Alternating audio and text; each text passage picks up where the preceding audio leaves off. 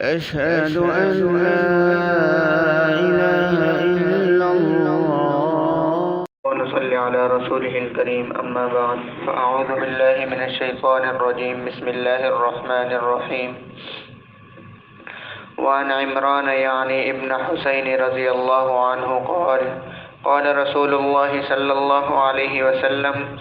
ما يستطيع أحدكم أن يعمل كل يوم مثل أحد عملا قالوا يا رسول الله ومن يستطيع أن يعمل كل يوم عملا مثل أحد قال كلكم يستطيعه قالوا يا رسول الله ماذا قال سبحان الله أعظم من أحد ولا إله إلا الله أعظم من أحد والحمد لله أعظم من أحد والله أكبر أعظم من أحد۔ حضرت عمران ابن حسین رضی اللہ عنہ رسول اللہ صلی اللہ علیہ وسلم کا ارشاد نقل کرتے ہیں کہ کیا تم میں سے کوئی ایسا نہیں کہ جو روزانہ احد پہاڑ جو مدینہ منورہ کے ایک پہاڑ کا نام ہے اس کے برابر عمل کر لیا کرے۔ صحابہ رضی اللہ عنہم نے عرض کیا کہ یا رسول اللہ اس کی کون طاقت رکھتا ہے کہ اتنے بڑے پہاڑ کے برابر عمل کرے؟ نبی کریم صلی اللہ علیہ وسلم نے ارشاد فرمایا کہ ہر شخص طاقت رکھتا ہے۔ صحابہ رضی اللہ عنہم نے عرض کیا کہ اس کی کیا صورت ہے، کس طرح؟ تو ارشاد فرمایا کہ سبحان اللہ کا ثواب احد پہاڑ سے زیادہ ہے، لا الہ الا اللہ کا ثواب بھی احد پہاڑ سے زیادہ ہے، اور الحمدللہ کا ثواب بھی احد پہاڑ سے زیادہ ہے، اور اللہ اکبر کا ثواب بھی احد پہاڑ سے زیادہ ہے۔ وعن عبد الله يعني ابن مسعود رضي الله عنه قال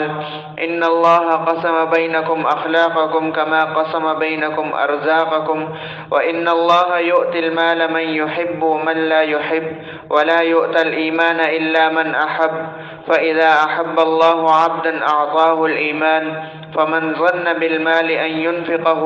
وهاب العدو أن يجاهده والليل أن يكابده فليكثر من قول لا الہ الا اللہ واللہ اکبر والحمد للہ وسبحان اللہ۔ حضرت عبداللہ ابن مسعود رضی اللہ عنہ نے فرمایا کہ بلا شبہ اللہ تعالیٰ نے تمہارے درمیان اخلاق کو ایسے ہی تقسیم کر دیا ہے جیسے تمہارے رزق کو تمہارے درمیان تقسیم کر دیا ہے۔ اللہ تعالیٰ مال اس کو بھی دیتا ہے جو جس سے محبت کرتا ہے، اور اس کو بھی دیتا ہے جس سے محبت نہیں کرتا، لیکن ایمان اسی کو دیتا ہے جس سے محبت کرتا ہے۔ لہٰذا جب اللہ تعالیٰ کسی بندے سے محبت کرتا ہے تو اس کو ایمان جیسی دولت سے نواز دیتا ہے، اور جو شخص بخل کی وجہ سے مال خرچ نہ کر سکتا ہو اور رات کو مشقت جھیلنے سے ڈرتا ہو، یعنی راتوں کو جاگنے اور عبادت میں مشغول رہنے سے قاصر ہو، اور دشمن سے ڈر اور خوف کی وجہ سے جہاد بھی نہ کر سکتا ہو، اس کو چاہیے کہ لا الہ الا اللہ واللہ اکبر والحمد للہ وسبحان اللہ کثرت سے پڑھا کرے۔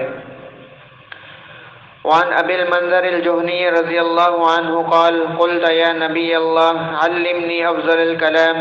قال یا ابا المنذر قل لا الہ الا اللہ وحدہ لا شریک له له الملک وله الحمد یحیی ویمیت بیدہ الخیر وهو على كل شیء قدیر 100 مرة في كل يوم فإنك يومئذ أفضل الناس عملا إلا من قال مثل ما قلت وأكثر من قول سبحان الله والحمد لله ولا إله إلا الله ولا حول ولا قوة إلا بالله فإنها سيد الاستغفار وإنها ممحاة للخطايا أحسبه قال موجبة للجنة۔ حضرت ابو المنذر جہنی رضی اللہ عنہ فرماتے ہیں کہ میں نے عرض کیا کہ اے اللہ کے نبی مجھے سب سے افضل کلام سکھلا دیجئے، تو آپ صلی اللہ علیہ وسلم نے ارشاد فرمایا کہ اے ابو المنذر یہ کلمہ روزانہ 100 مرتبہ پڑھا کرو، لا الہ الا اللہ وحدہ لا شریک لہ لہ الملک ولہ الحمد یحیی ویمیت وہو علی کل شیء قدیر۔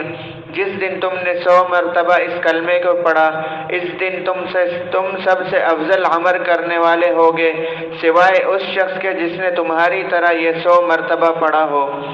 اور سبحان اللہ والحمد للہ ولا الہ الا اللہ ولا حول ولا قوت الا باللہ کی کثرت کیا کرو، اس لیے کہ یہ سید الاستغفار ہے اور گناہوں کو مٹانے والا ہے۔ راوی کہتا ہے کہ میرا یہ بھی گمان ہے کہ یہ بھی ارشاد فرمایا کہ جنت کو واجب کرنے والا ہے یہ کلمہ۔ وعن عبد الله بن عمر رضي الله عنهما قال قال رسول الله صلى الله عليه وسلم من قال سبحان الله والحمد لله ولا إله إلا الله والله أكبر كتب له بكل حرف 10 حسنات۔ حضرت عبداللہ ابن عمر رضی اللہ عنہ سے روایت ہے کہ رسول اللہ صلی اللہ علیہ وسلم نے ارشاد فرمایا کہ جس نے سبحان اللہ والحمد للہ ولا الہ الا اللہ واللہ اکبر کہا، اس کے لیے ہر حرف کے بدلے 10 نیکیاں لکھ دی جاتی ہیں۔ اور دوسری روایت میں حضرت ابو ہریرہ رضی اللہ عنہ سے روایت ہے کہ انہوں نے رسول اللہ صلی اللہ علیہ وسلم کو ارشاد فرماتے ہوئے سنا کہ جس نے سبحان اللہ والحمد للہ ولا الہ الا اللہ واللہ اکبر ولا حول ولا قوت الا باللہ العلی العظیم پڑھا تو اللہ فرماتا ہے کہ میرے بندے نے میری اطاعت کی اور اپنے آپ کو میرے سپرد کر دیا۔ اللہ پاک ہمیں بھی ان احادیث پر عمل کرنے کی توفیق عطا فرمائے۔ إليك ربي فحببنا وفي نسلك فظللنا وفي أعين الناس فعظمنا ومن سيء الإخلاق فجنبنا برحمتك يا أرحم الراحمين۔